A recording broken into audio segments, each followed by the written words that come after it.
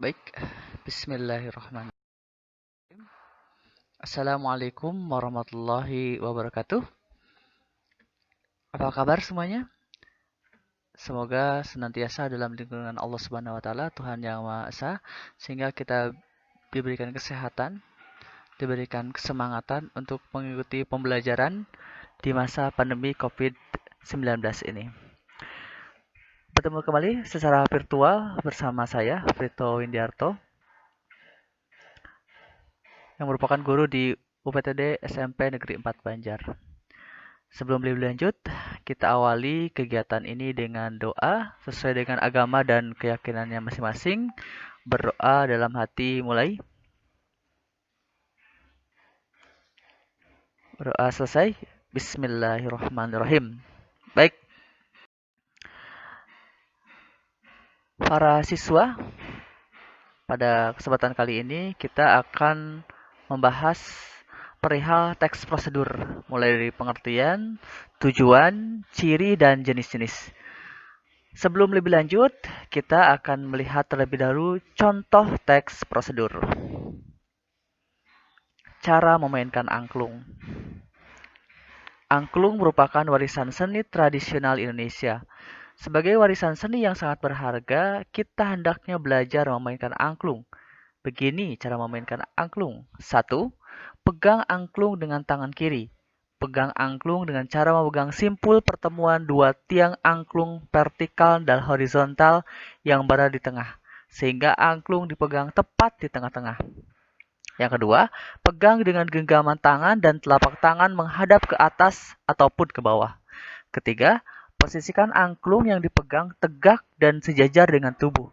Jarak angklung dari tubuh sebaiknya cukup jauh, siku tangan kiri hampir lurus, agar angklung dapat digetarkan dengan baik dan maksimal. 4. Pegang ujung tabung dasar angklung horizontal dengan tangan kanan dan getarkan dengan getaran ke kiri dan ke kanan. Dengan posisi angklung tegak atau horizontal, tidak miring agar suara angklung rata dan nyaring. 5. Sewaktu angklung digetarkan, sebaiknya dilakukan dengan frekuensi getaran yang cukup sering sehingga suara angklung lebih halus dan rata. Mainkan angklung sambil berdiri agar permainan lebih baik. Selamat berlatih untuk melestarikan budaya kita. Ya. Teks ini diambil dari buku paket Bahasa Indonesia halaman 83 dan 84. Nah, setelah melihat contoh teks prosedur, kita akan belajar tentang pengertian dan tujuan teks prosedur ini. Teks prosedur, bisa dilihat ya, adalah teks yang berisi langkah-langkah kegiatan yang harus dilakukan agar pembaca atau pemirsa dapat secara tepat dan akurat mengikuti sebuah proses membuat sesuatu, melakukan suatu pekerjaan, atau menggunakan suatu alat. Berarti kalau seperti itu tujuannya adalah untuk menjelaskan ya langkah-langkah ataupun cara-cara yang harus dilakukan ketika kita akan membuat sesuatu atau melakukan sesuatu atau mengerjakan sesuatu. Baik, kita akan lihat ke ciri teks prosedur ya. Teks ini punya ciri khas yang membedakan dengan teks-teks yang lain. Kita lihat yang pertama adalah panduan langkah-langkah yang harus dilakukan. Silakan dilihat ke sebelah kanan, di sana ada cara membuat obat tradisional insomnia. Kita cek apakah sesuai atau tidak ya. Yang pertama ada panduan langkah-langkah. Kalau kita lihat di sana, bagian tengah ada bacaan langkah-langkah. 1. Ambil 5 potong dan sebagainya. Nah, berarti teks ini berdasarkan ciri yang pertama termasuk teks prosedur. Kita cek ciri yang kedua adalah aturan atau batasan dalam hal bahan atau kegiatan dalam melakukan kegiatan. Coba lihat, ada kata-kata misalnya ambil 5 potong akar kelapa hijau masing-masing 4 cm. Nah, itu adalah batasannya ya. Jadi atau seperti ini di bawahnya juga nih, tumbuk kasar bersama 10 butir. Nah, 10 butir ini batasan gitu ya. Kemudian ada juga tambahkan 600 cc. Nah, 600 cc juga batasan seperti itu.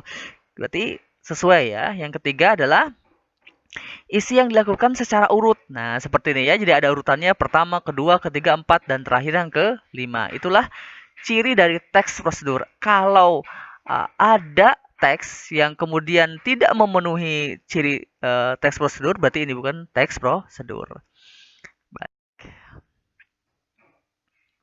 Sekarang kita akan belajar tentang jenis teks prosedur. Nah, berdasarkan tujuannya, teks prosedur dibagi menjadi 3 jenis, yaitu yang pertama, teks prosedur untuk memandu atau memandu cara menggunakan atau memainkan suatu alat. Misalnya memainkan tadi angklung, memainkan gitar, memainkan piano dan sebagainya. Yang kedua, yaitu teks prosedur untuk memandu cara membuat. Ya, ciri khasnya ada bahan, cara dan langkah. Misalnya cara membuat nasi goreng dan lain sebagainya. Nah, yang ketiga, jenis teks prosedur yang ketiga adalah teks prosedur yang memandu cara melakukan suatu kegiatan. Misalnya cara menari, cara bernyanyi, cara senam, dan lain sebagainya. Nah, lebih detailnya kita akan sama-sama lihat di contoh berikut ya. Yang pertama, contoh tes prosedur memainkan alat. Nah, tadi sudah sama-sama kita baca. Misalnya alat musiknya adalah angklung, cara memainkan angklung. Ini contoh dari teks prosedur memainkan. Yang ketiga adalah cara membuat. Oh, tidak ya, cara membuat. Maaf. Yang berikutnya adalah cara melakukan. Misalnya cara menari poco-poco. Nah, bisa dilihat ini cara melakukan tari poco-poco. Mulai dari pertama sampai ke langkah ke-11. Nah, baik. Itu dia materi pembelajaran singkat kita tentang teks prosedur. Bagaimana? Apakah bisa dipahami? Apabila ada yang kurang jelas, silakan bisa ditanyakan di kolom komentar. Kami terbuka jika ada pertanyaan, kami akan jawab kalau bisa jawab ya. Nah, setelah ini di video berikutnya kita akan belajar materi teks prosedur bagian yang kedua, yaitu tentang struktur, ciri kebahasaan, dan juga menulis teks prosedur. Untuk bagian pertama ini tentang teks prosedur kami cukupkan sekian. Kita akhiri dengan doa. Hamdalah, alhamdulillahirabbil alamin. Terima kasih telah menonton video ini. Mohon maaf bila ada kata-kata yang kurang berkenan atau hal-hal yang kurang jelas. Mohon sukai atau like, bagikan atau share, dan langganan subscribe kanal ini. Terima kasih. Sampai jumpa lagi. Assalamualaikum warahmatullahi wabarakatuh.